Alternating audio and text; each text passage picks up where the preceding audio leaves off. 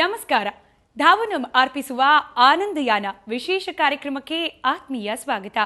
ಯೋಗ ಕರ್ಮಸ್ಯ ಕೌಶಲಂ. ನಾವು ತೊಡುವ ಬಟ್ಟೆಯೇ ನಮ್ಮ ಯೋಗ್ಯತೆ ಅಳೆಯಲಾಗುತ್ತೆ. ಕಾವಿ ಬಟ್ಟೆ ತೊಟ್ಟಾಕ್ಷಣ ಸನ್ಯಾಸಿ ಆಗಲಾರೆವು. ನಿಜವಾದ ಸನ್ಯಾಸಿಯಾಗೋದಕ್ಕೆ ಯೋಗ್ಯತೆ ಇರಬೇಕು. ಈ ಯೋಗ್ಯತೆ ಬರುವುದಕ್ಕೆ ಮನಸ್ಸು ಶರೀರವನ್ನ ಒಗ್ಗೂಡಿಸುವ ಯೋಗದ ಅಗತ್ಯ ಇದೆ.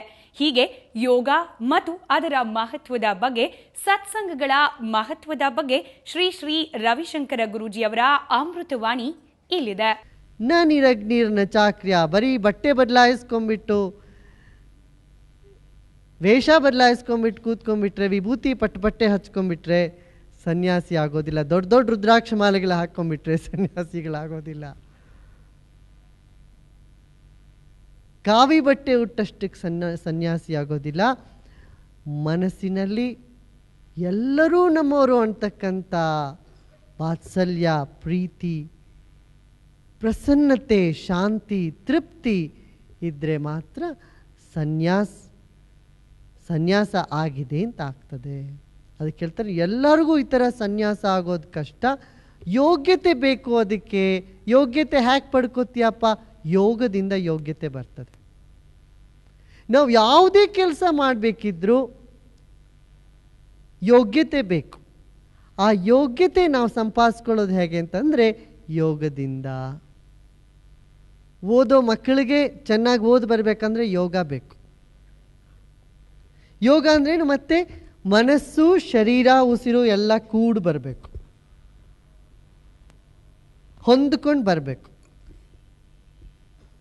ಪುಸ್ತಕ ಓದ್ತಾ ಇದ್ದೀರಾ ಒಂದು ಕಡೆ, ಮನಸ್ಸು ಬೇರೆ ಎಲ್ಲೋ ಹೋಗ್ತಾ ಇದೆ. ಕಣ್ಣು ಓದ್ಬಿಟ್ಟಿದ್ದೀರಾ. ಎಷ್ಟೋ ಸಲ ಮಕ್ಕಳಿಗೆ ಆಗಿದೆ ಅಲ್ಲ, ಪುಸ್ತಕ ಪೇಜ್ ಒಂದು 3 ಚಾಪ್ಟರ್, 4 ಚಾಪ್ಟರ್ ಎಲ್ಲ ಓದಿ ಮುಗಿಸ್ಬಿಟ್ಟಿದ್ದಾರೆ. ಆದರೆ ಒಂದು ಅಕ್ಷರ ತಲೆಯಲ್ಲಿ ರಿಜಿಸ್ಟರ್ ಆಗಿರಲ್ಲ. ಹಾಗಿದೆ. ಯೋಗ್ಯತೆ ಪಡ್ಕೊಳ್ಳೋಕೆ ಬೇಕು.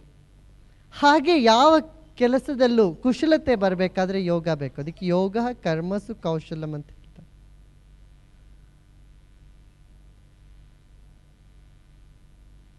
ಯೋಗ ಅಂದರೆ ಬರೀ ಆಸನ ಅಂತ ತಿಳ್ಕೊಳ್ಳೋದು ಬೇಡ.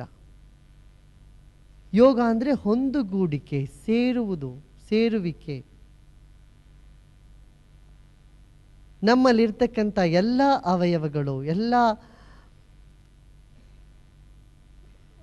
ಫ್ಯಾಕಲ್ಟೀಸ್ ಅಂತ ಹೇಳ್ತೀವಲ್ಲ, ಮನಸ್ಸು, ಬುದ್ಧಿ, ಚಿತ್ತ, ಅಹಂಕಾರ ಎಲ್ಲ ಸಾಮರಸ್ಯದಲ್ಲಿ ಒಂದಾಗೋದಕ್ಕೆ ಯೋಗ ಅಂತೀವಿ. ಕರ್ಮಯೋಗದಿಂದ,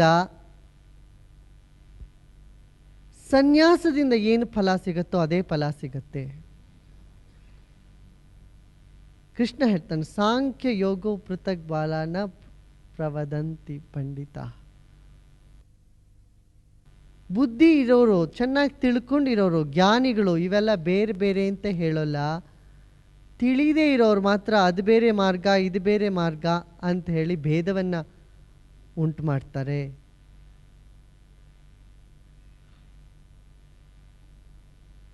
ಜ್ಞಾನ ಮಾರ್ಗ ಬೇರೆ, ಭಕ್ತಿ ಮಾರ್ಗ ಬೇರೆ, ಮುಕ್ತಿ ಮಾರ್ಗ ಬೇರೆ, ಕರ್ಮ ಮಾರ್ಗ ಬೇರೆ ಅಂತ ಹೇಳೋದೆಲ್ಲ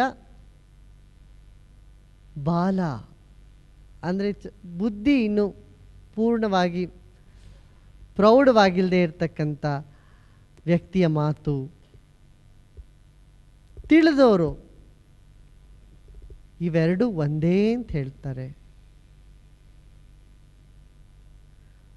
ಆದರೂ ನಿನಗೆ ಹೇಳ್ತೀನಿ, ಕೆಲಸ ಎಲ್ಲ ಬಿಟ್ಟು ಸನ್ಯಾಸಕ್ಕಿಂತ ಕರ್ಮಯೋಗ ಶ್ರೇಷ್ಠವಾದದ್ದು. ಯಾಕೆ? ಕರ್ಮಯೋಗದಿಂದ ನೀನು ಆ ಯೋಗ್ಯತೆಯನ್ನು ಪಡ್ಕೊಳ್ಳೋಕೆ ಸಾಧ್ಯ. ಕರ್ಮ ಮಾಡು. ತುಂಬ ಜವಾಬ್ದಾರಿ ಇರ್ತಕ್ಕಂಥ ಮನುಷ್ಯನಿಗೆ ಬೇಗ ಅರ್ಥ ಆಗ್ತದೆ, ನಾನು ಮಾಡ್ತಾ ಇಲ್ಲ, ಎಲ್ಲ ತನ್ನಷ್ಟಕ್ಕೆ ತಾನೇ ಆಗ್ತಾ ಇದೆ ಅಂತ. ಸನ್ಯಾಸದ ಹೆಸರದಲ್ಲಿ ಆಲಸ್ಯ ಮೈಗೂಡಿಸ್ಕೊಂಡ್ಬಿಟ್ಟಿದೀವಿ ನಮ್ಮ ದೇಶದಲ್ಲಿ.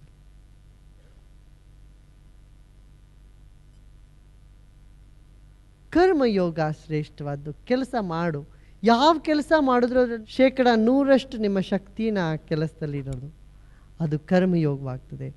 ಆದರಪೂರ್ವಕವಾಗಿ ಮಾಡ್ತಕ್ಕಂಥ ಕರ್ಮಯೋಗವಾಗ್ತದೆ. ಪ್ರೀತಿಪೂರ್ವಕವಾಗಿ ಜವಾಬ್ದಾರಿಯುತವಾಗಿ ಮಾಡ್ತಕ್ಕಂಥ ಯೋಗ ಕರ್ಮಯೋಗವಾಗ್ತದೆ. ಮಾಡ್ತಕ್ಕಂಥ ಕೆಲಸ ಕರ್ಮಯೋಗವಾಗ್ತದೆ. ನೀವು ಮಾಡ್ತಕ್ಕಂಥ ಕೆಲಸಗಳನ್ನೆಲ್ಲ ನೋಡ್ಕೊಳ್ಳಿ, ಇದನ್ನೆಲ್ಲ ನಾವು ಕರ್ಮಯೋಗದಿಂದ ಮಾಡ್ಬೋದಾ ಮಾಡಬಾರ್ದ, ಮಾಡೋಕ್ಕೆ ಸಾಧ್ಯನಾ ಅಂತ. ಖಂಡಿತ ಸಾಧ್ಯ. ಕರ್ಮಯೋಗದಿಂದ ಮಾಡ್ತಕ್ಕಂಥ ಕೆಲಸದಲ್ಲಿ ತೃಪ್ತಿ ಸಿಗತ್ತೆ.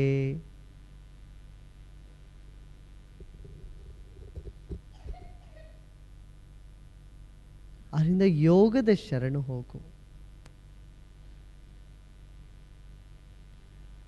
ಸನ್ಯಾಸದ ಸರಿಯಾದ ಅರ್ಥವನ್ನು ತಿಳ್ಕೋಬೇಕು.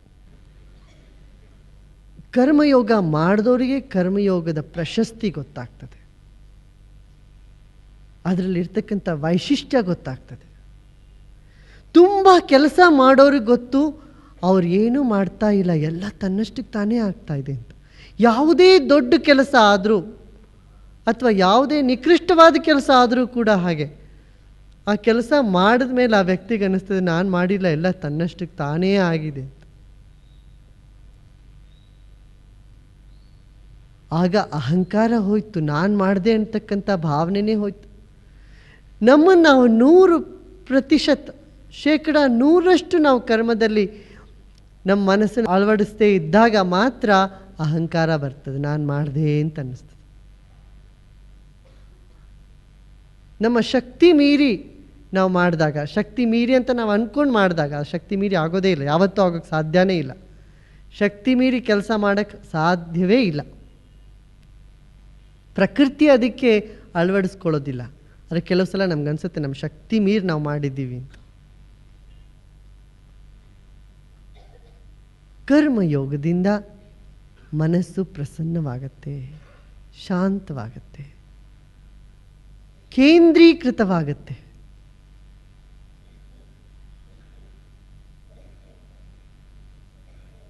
ಕರ್ಮಯೋಗದಲ್ಲಿ ತೊಡಗು. ಯೋಗ್ಯತೆ ಇಲ್ದಿರ ಸನ್ಯಾಸ ತಗೊಂಡ್ರೆ ದುಃಖನೇ ಉಂಟಾಗತ್ತೆ. ಸನ್ಯಾಸ ಹೇಗೆ ಬರಬೇಕು ಅಂತಂದರೆ ಪ್ರಸನ್ನ ಚಿತ್ತದಿಂದ ಉಂಟಾಗಬೇಕು,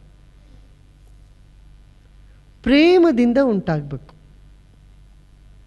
ಸಾಧಾರಣವಾಗಿ ಸನ್ಯಾಸ ತಗೊಳ್ಳೋರೆಲ್ಲ ದುಃಖದಿಂದ ಎಲ್ಲೋ ಬಿಟ್ಟು ಏನೋ ಓಡ್ ಹೋಗ್ಬಿಡ್ತಾರೆ, ಇಲ್ಲ ಮನೆಯಲ್ಲಿ ಏನಾದರೂ ಪಜಿತಿ ಮನೆ ಬಿಟ್ಟು ಓಡ್ತಾರೆ, ಅಥವಾ ಏನಾದರೂ ಪ್ರೇಮ ಭಂಗ ಆಗೋಯ್ತು,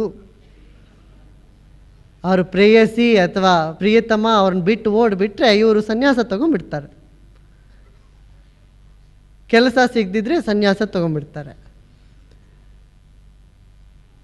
ಆ ಥರ ತಗೊಳ್ಳೋಂಥ ಸನ್ಯಾಸ ದುಃಖಕ್ಕೆ ಕಾರಣವಾಗ್ತದೆ.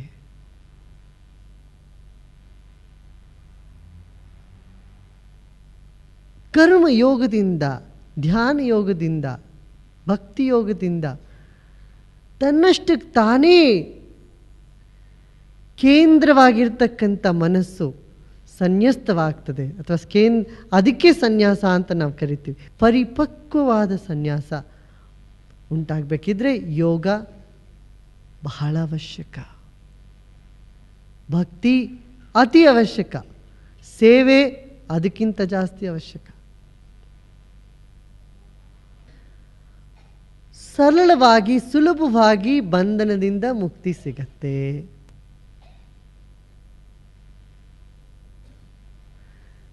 ನೋಡಿಪ್ಪ, ನಾವು ಯಾರನ್ನಾದ್ರೂ ತುಂಬ ಪ್ರೀತಿಸ್ತೀವಿ ಅಂತ ಇಟ್ಕೊಳ್ಳಿ, ಅವರಲ್ಲಿರೋ ತಪ್ಪು ಕುಂದು ಕೊರತೆ ನಮಗೆ ಹೆಚ್ಚಾಗಿ ಕಾಣಿಸೋದಿಲ್ಲ, ಹೌದಲ್ಲ?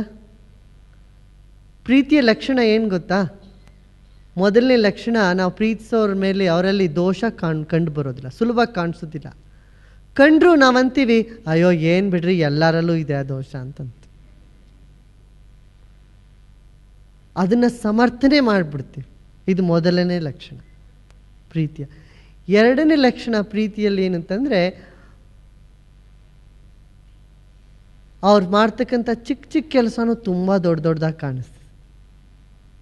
ಅವರಲ್ಲಿರ್ತಕ್ಕಂಥ ಚಿಕ್ಕ ಗುಣಗಳು ತುಂಬ ದೊಡ್ಡ ಗುಣವಾಗಿ ಕಂಡು ಬರ್ತದೆ ನನಗೆ.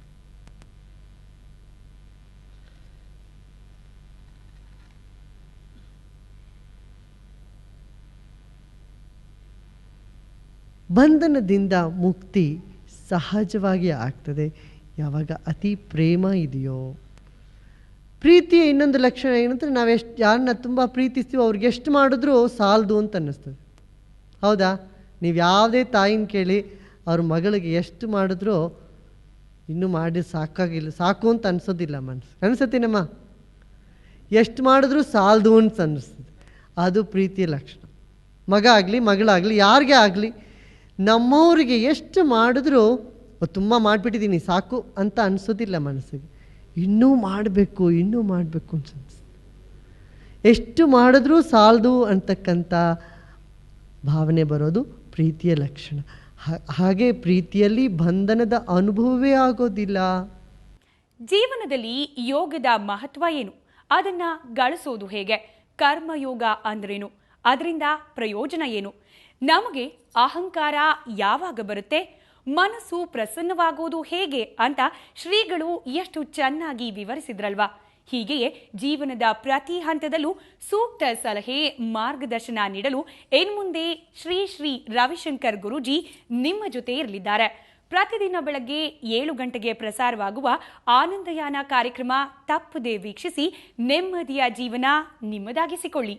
ನಮಸ್ಕಾರ.